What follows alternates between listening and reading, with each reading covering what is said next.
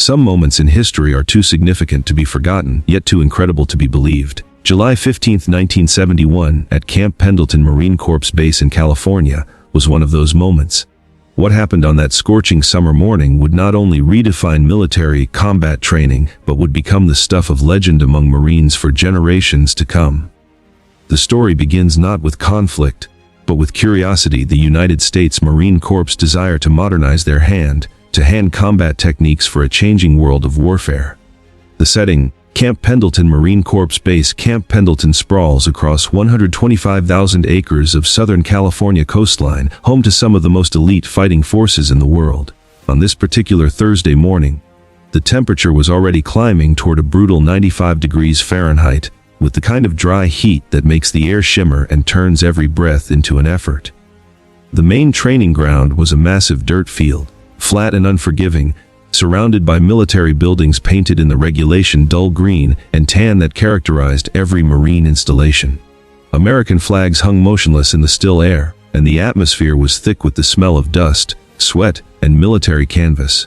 In the distance, the rhythmic crack of rifle fire echoed from the shooting ranges, while drill instructors' voices carried across the base in the endless cadence of military discipline. But this morning was different. This morning, 1,000 United States Marines stood in perfect formation on that training ground, 10 rows of 100 men each, spaced with mathematical precision, aligned as if drawn by a ruler. They had been standing at attention for 20 minutes without moving, without fidgeting, because Marines don't fidget. They stand like statues until given permission to do otherwise. These weren't fresh recruits learning to tie their boots. These were active duty Marines, combat-trained and battle-tested. Many had served tours in Vietnam, where they learned that warfare wasn't always about massive formations and artillery barrages. Sometimes it came down to a knife in a tunnel, a struggle in a village hut, or hand-to-hand combat in the jungle where your rifle was useless and your training was all that stood between you and death. They were lean, hard, dangerous men ranging in age from 19 to 35.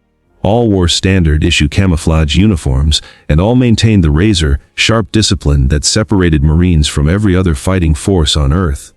Their eyes were focused forward, but their attention was completely absorbed by the small figure standing on a raised wooden platform at the front of their formation. The instructor, Bruce Lee. Bruce Lee stood on that platform like a man from another world. At 31 years old, 5'7" tall and weighing just 140 pounds, he appeared almost fragile compared to the 1,000 Marines who averaged 6 feet in height and 180 pounds of military-hardened muscle. He wore simple black training pants and a black T-shirt, no military uniform, no rank insignia, no visible sign of authority except for the quiet confidence that radiated from his compact frame. Bruce had been invited to Camp Pendleton by the Marine Corps Combat Development Command as part of their ongoing effort to modernize military hand-to-hand combat training.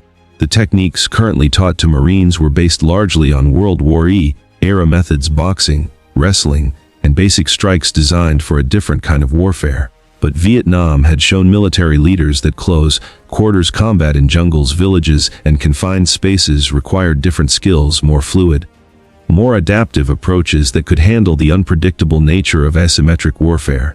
Bruce Lee was one of several martial arts experts the Marines were evaluating, but he was already proving to be something special. For the past hour, he had been demonstrating techniques that seemed to defy conventional wisdom about combat. His movements were fluid where military doctrine taught rigid structure.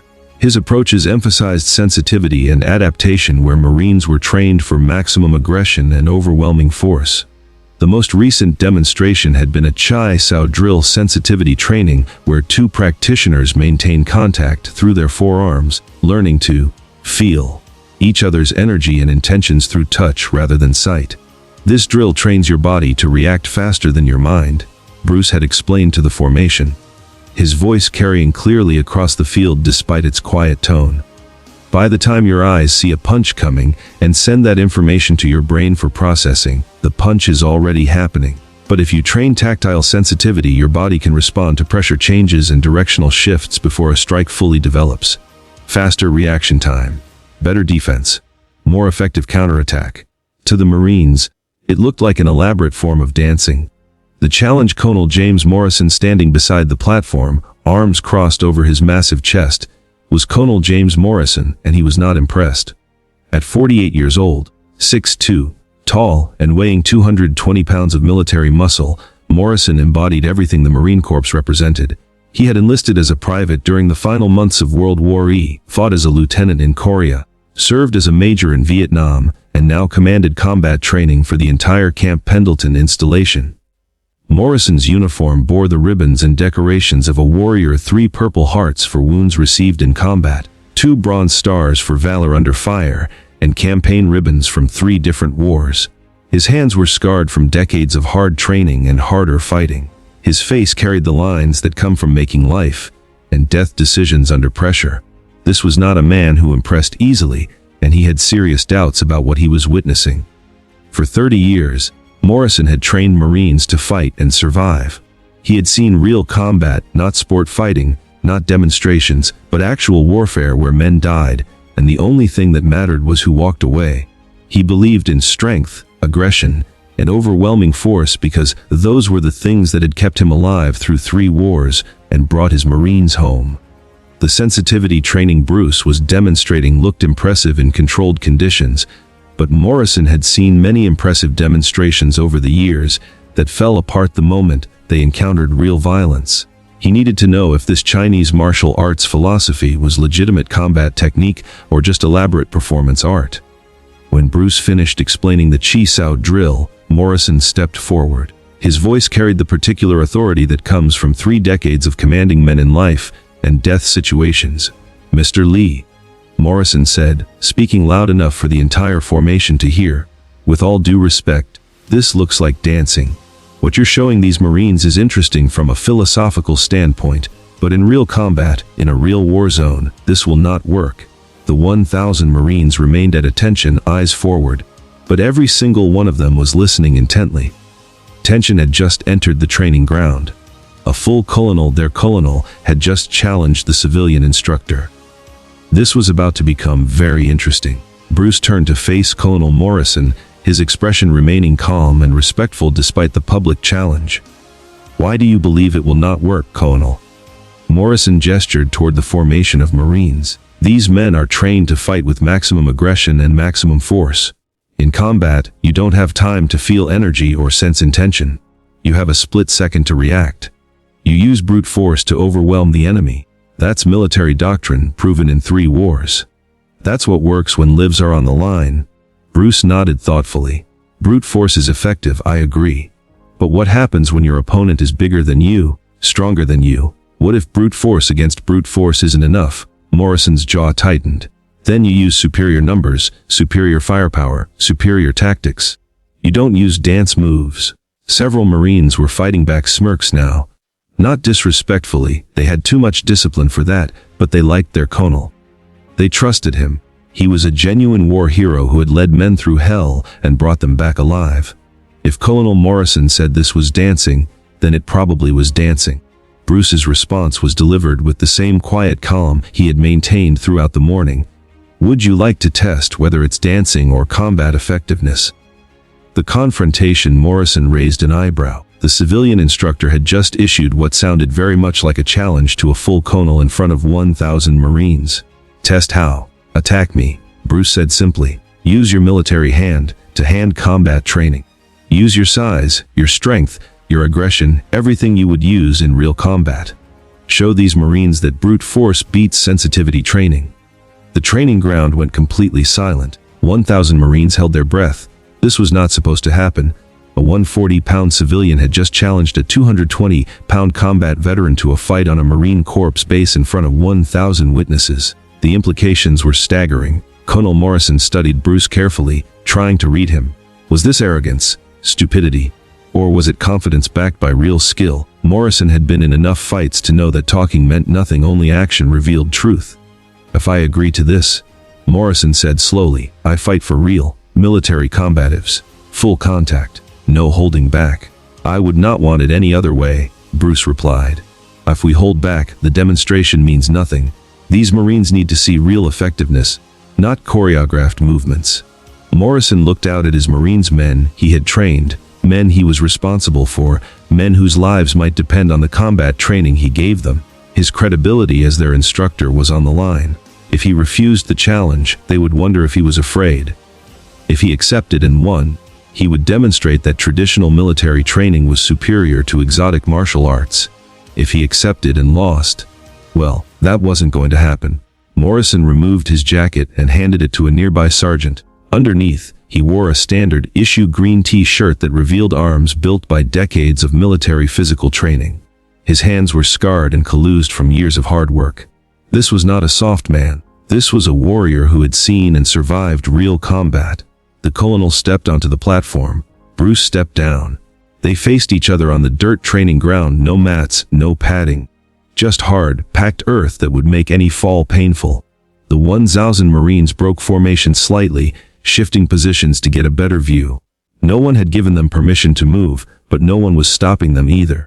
Every single Marine wanted to see this unprecedented confrontation between their colonel and the martial arts instructor. 12 seconds that changed everything. Bruce and Colonel Morrison stood 15 feet apart on the dusty training ground. Morrison dropped into a fighting stance that was textbook military combatives, feet spread for stability, knees bent for mobility, fists up in a modified boxing guard that had been refined through decades of military hand-to-hand combat doctrine.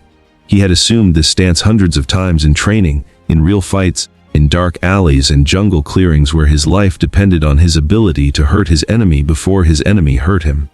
Bruce stood naturally, feet shoulder-width apart, hands relaxed at his sides, no obvious fighting stance, just calm readiness. He looked like a man waiting for a bus, not preparing for combat. "Put your hands up," Morrison commanded. Bruce shook his head slightly. "I don't need to." Morrison's jaw tightened. That statement represented either incredible confidence or incredible foolishness. He was about to find out which. Second one. Morrison moved forward with the speed and purpose of a man who had survived 3 wars.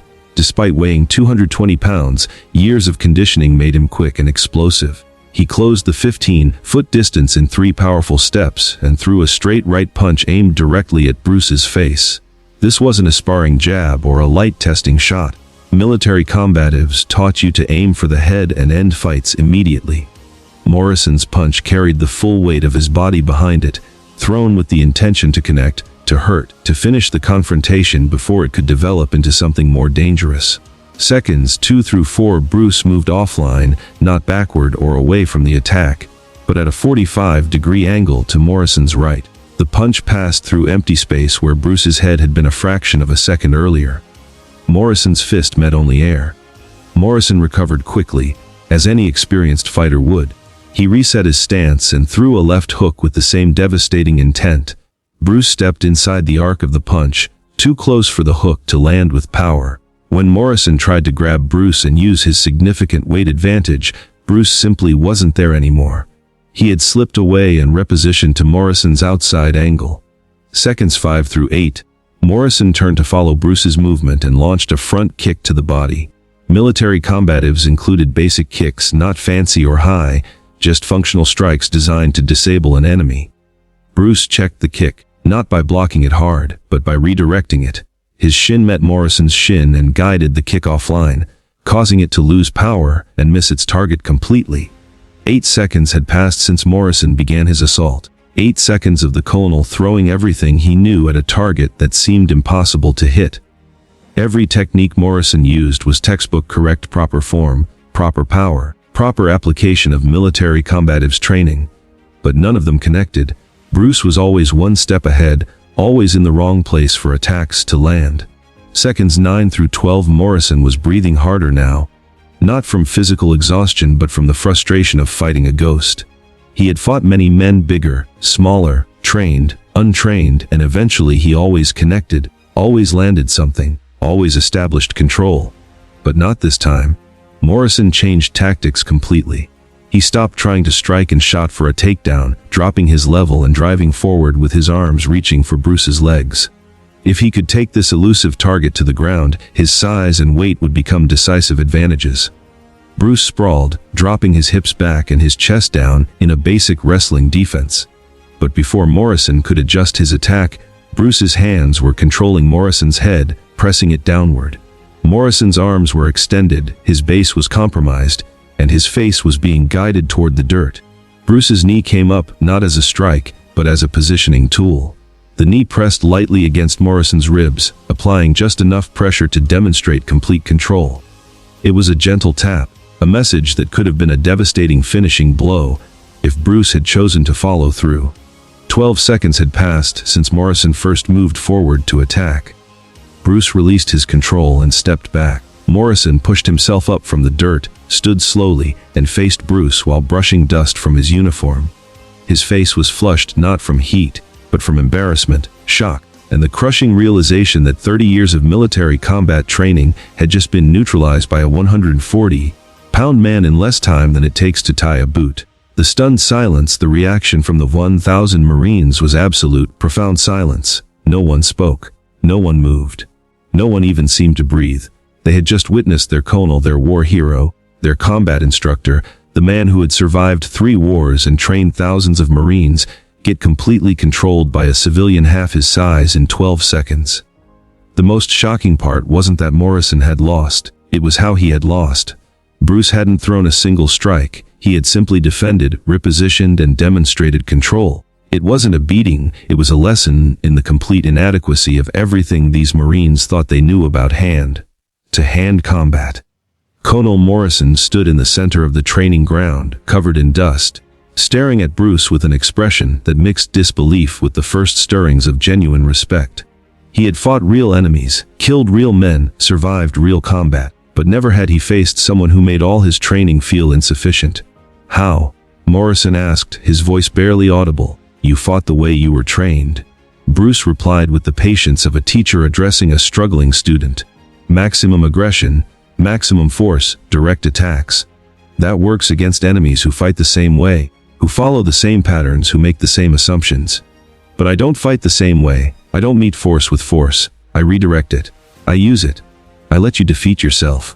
Morrison was quiet, processing the fact that his entire worldview about combat had just shifted fundamentally. Bruce continued, "Your techniques aren't wrong, Colonel. They're effective against most opponents.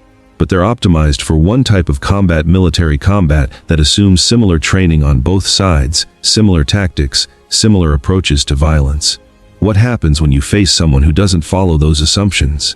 Morrison said slowly, "Then my training isn't enough." "Your training is a foundation," Bruce corrected, "a good foundation. But it's incomplete. You train strength and aggression, but you don't train sensitivity and adaptation. You train to overpower, but you don't train to redirect." The teaching moment, Bruce turned to address the entire formation of Marines. His voice carried clearly across the training ground, reaching every man in the formation. "Every one of you is stronger than me, bigger than me, better conditioned than me for military operations. You can carry heavier packs, march longer distances, shoot more accurately. I am not a better warrior than you. But I have trained something you haven't trained: sensitivity, adaptation, using an opponent's force against them. These principles work regardless of size." He gestured toward Colonel Morrison, who was listening intently despite his obvious embarrassment. "Your colonel is brave, skilled, and experienced. He agreed to test these principles in front of all of you. That takes courage. Many men wouldn't do that. He is still your combat instructor, and he's still a warrior. But now he knows, and you know, that there's more to learn. That military combatives can be improved by adding these principles." Morrison was standing tall again. The embarrassment was fading, being replaced by something more valuable: curiosity and the recognition that he had just discovered a significant gap in his knowledge. Morrison addressed his Marines, his voice carrying the authority of 3 decades of command. "Marines, what you just saw was real. I attacked with everything I know, and I couldn't touch him. Not because I'm weak or because my training is useless, but because his training includes principles we don't teach, principles that work." He paused, looking out at the faces of his Marines. "I recommend we incorporate these principles into our combatives training. We should learn from Mr. Lee, add his methods to our methods, and become more complete warriors."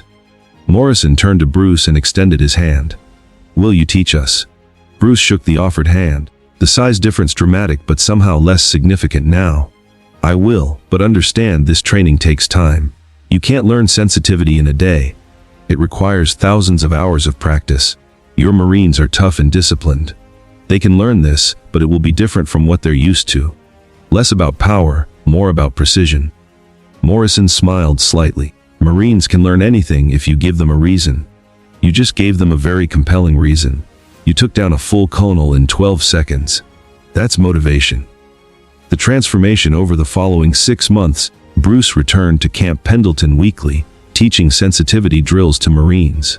Initially skeptical, they gradually understood how their reaction times improved, how smaller Marines could defeat larger ones through better timing and positioning.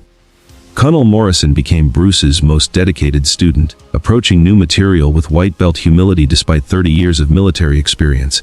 His teaching evolved to include both strength and sensitivity. The legacy in 1972, the U.S. Marine Corps officially added sensitivity training to its combatives curriculum. Every new Marine learned these concepts alongside traditional military techniques. Years later, Colonel Morrison told the story with gratitude. Bruce Lee taught me that 30 years of experience doesn't mean you know everything. Those 12 seconds were the most valuable lesson of my military career. The lesson wasn't about Bruce's superiority, but about principles mattering more than size, sensitivity overcoming aggression, and true warriors never stopping their learning journey. 12 seconds that changed military training forever.